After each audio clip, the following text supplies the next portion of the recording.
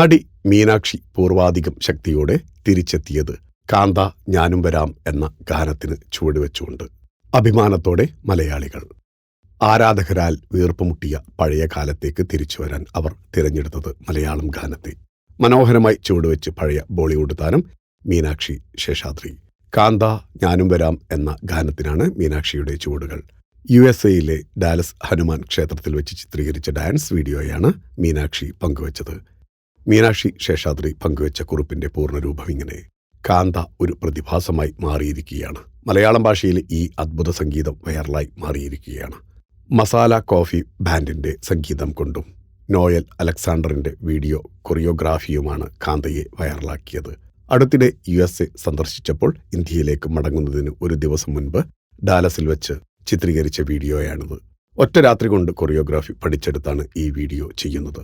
മനോഹരമായ ഒരു ടീമിനൊപ്പം എത്ര മനോഹരമായ ഒരു ദിവസം. കാന്ത റീൽ ക്യാമറയെക്കുറിച്ചല്ല, അതിനു പിന്നിലെ ഊർജത്തെക്കുറിച്ചാണ് സംസാരിക്കുന്നത്. ഈ ഷൂട്ടിനെ അനായാസവും സന്തോഷകരവുമാക്കിയ എല്ലാവർക്കും നന്ദി. ഞങ്ങൾ ഒരുമിച്ച് സൃഷ്ടിച്ച ഓർമ്മകൾക്ക് നന്ദി. ഒരു കാലത്ത് ബോളിവുഡിൽ മിന്നും താരമായിരുന്നു മീനാക്ഷി ശേഷാദ്രി. തന്റെ 18-ാം വയസ്സിലാണ് മീനാക്ഷി ഫിമിന മിസ് ഇന്ത്യ പട്ടം സ്വന്തമാക്കുന്നത്. 1982 ആദ്യ ചിത്രത്തിൽ അഭിനയിച്ചു. 1983 സുഭാഷ് ഘായ് സംവിധാനം ചെയ്ത ഹീറോ എന്ന ചിത്രത്തിലെ അഭിനയം ശ്രദ്ധേയമായി.